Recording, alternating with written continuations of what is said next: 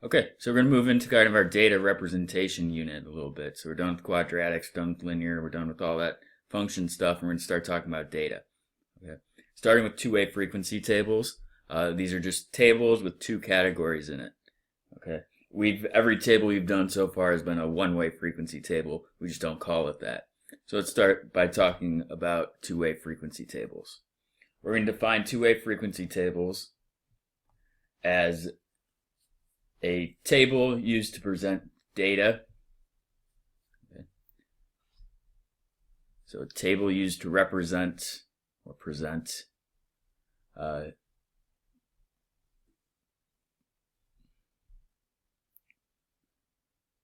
used to represent data from two or more groups and two or more categories. Okay. So you might think that two or more, if there's three, does it make it a three-way frequency table? No, because it's the categories and the groups. They represent, it's not necessarily the number of categories, it's just the one category versus another category. Okay. So a table used to represent data from two or more groups and two or more categories. A marginal frequency. Okay, so there's two types of frequencies. It's going to be data entries in the total row and column of your table. So your table is going to have a total row and it's going to have a total column. Any numbers in that row or column is going to be called your marginal frequencies. Your joint frequencies are data entries in the body of the table. Okay. So if you think margins, like the edges of your paper, the edges of the table, joint is the middle of your table. Okay. So in the body of the table. Joint comes from the fact that there's two categories there. Okay. So if it was like boys with blonde hair. Boys is one category, blonde hair is one category. If you're a boy with blonde hair, that's the joining of the two categories. All right, and finally, grand total. Grand total is the overall number of data points or values, whether it's people or cars or whatever you're studying in this table. So it's going to be the total number of data points represented in the table.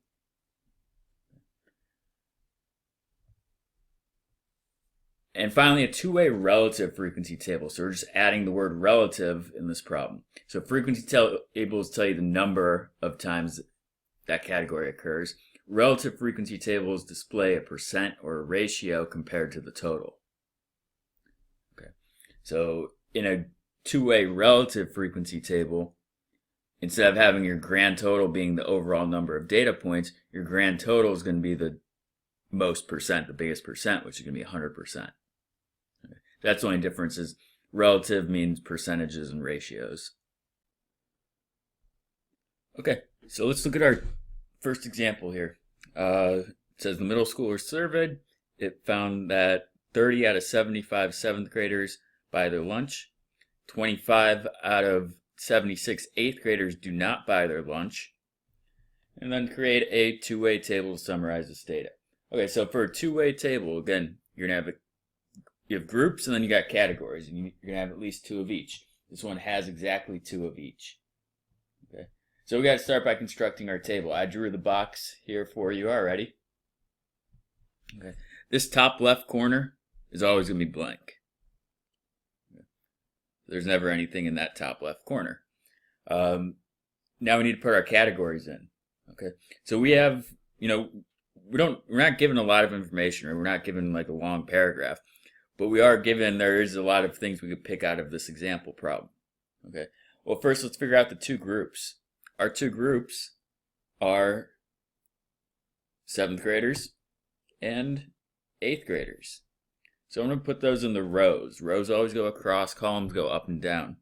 So we're going to have seventh graders and we're going to have eighth graders.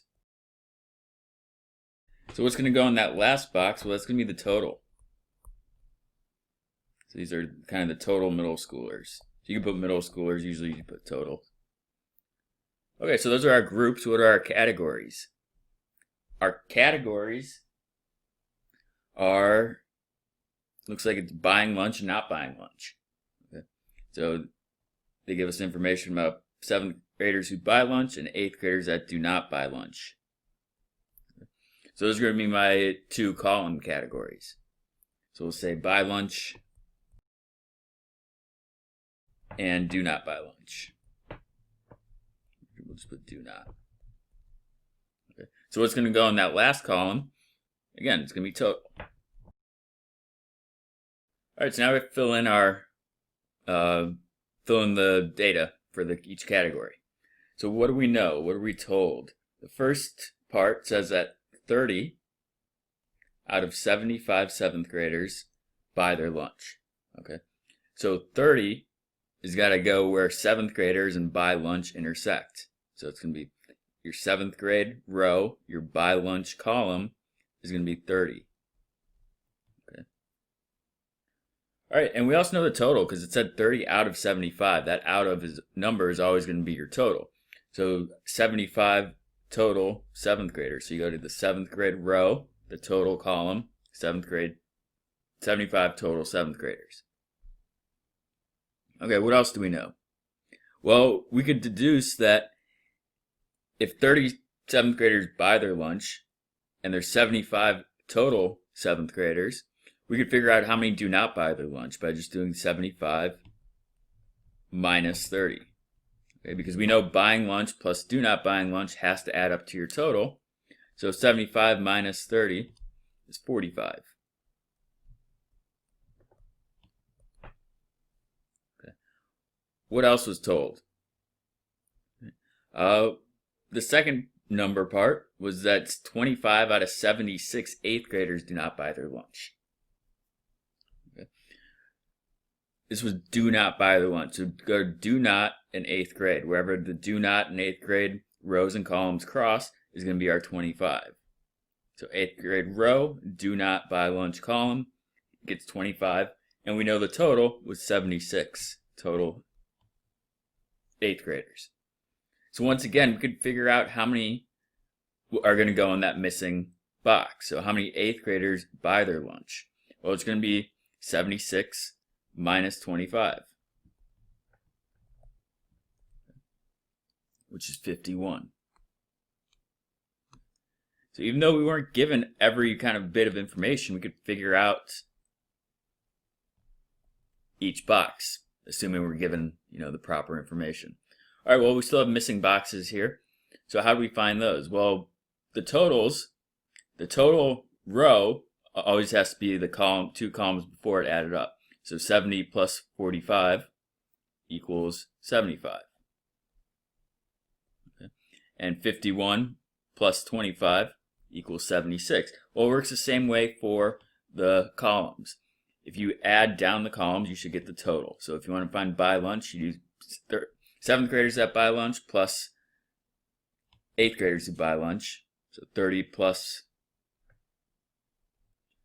51 is going to be 81 total students that buy lunch, total middle schoolers that buy lunch. All right, how many total middle schoolers do not buy lunch?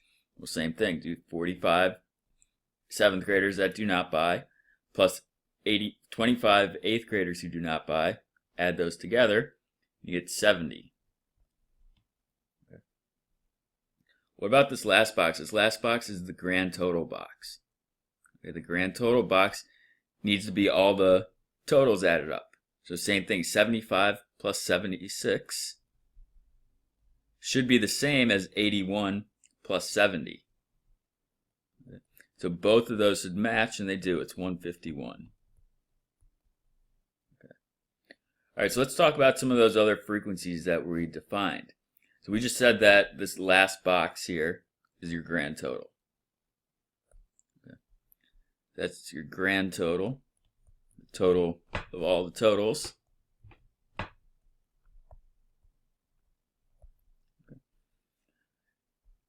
What else do we have? We have the marginal frequencies. So the marginal frequencies, okay, if you think margins of a paper, margins of papers are the edges of the papers. It's the total columns. So the 75 and the 76, and then the 81 plus 70, those are all marginal frequencies. Okay, so let's draw an arrow down here. These are the margin. Again, they're on the edges of your tables, the margins of your tables. say marginals. And then the body. The body we said each has two categories. Each one of these boxes in the body of the problem, which are these four, each one represents two categories. This 25 represents 8th graders that do not buy lunch. The 30 represents 7th graders that buy lunch. Okay. Each one has two categories, whereas the margins, the 75 here, only represents the total 7th graders. Okay. The 76 is only 8th graders. So marginal frequencies only have one category, whereas your joint frequencies in the middle, they have two. They represent two categories. So these are the joint frequencies.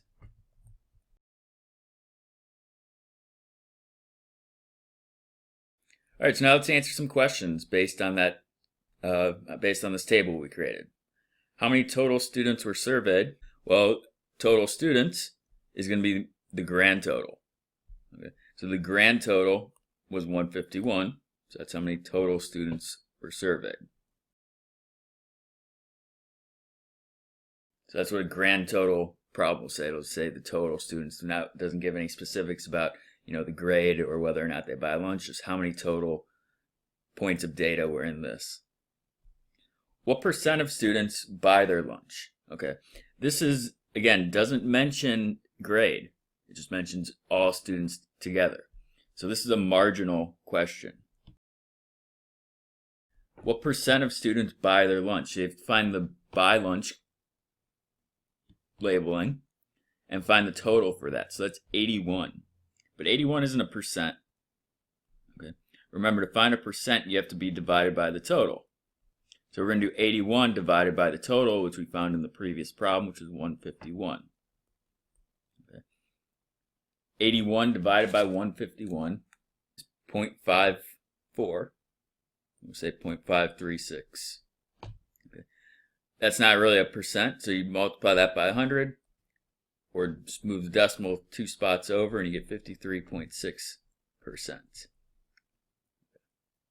Now, if we were making a relative frequency table, instead of having 81 in that row, instead of having 81 here, you would put 53.6%. Okay. Now, again, the frequency tables, the relative frequency tables help you compare, maybe surveys that didn't have as many participants in it. Okay, this next one asks for what percent of 8th graders do not buy their lunch? Okay, well, this one's got two categories. It's 8th graders and do not buy. So this is a joint frequency problem. Okay, because it involves two categories. So you have to find 8th graders not buying their lunch. Okay, so there's 8th graders not buying their lunch. That's going to be 25. So again, that 25 is not a percent. So we have to find a percent. So we're going to have to do it over the total. The problem is, not the problem, but the kind of the difference in this one is it's not going to be out of 151. Okay. It says, the question asks, what percent of 8th graders do not buy their lunch? So you're taking the 8th graders that do not buy their lunch, but it doesn't ask out of the total middle schoolers. It says out of the total 8th graders. So you're going to do 25 out of the total number of 8th graders, which is 76.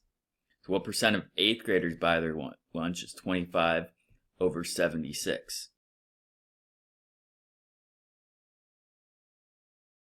Which is 0.329. Write it as a percent.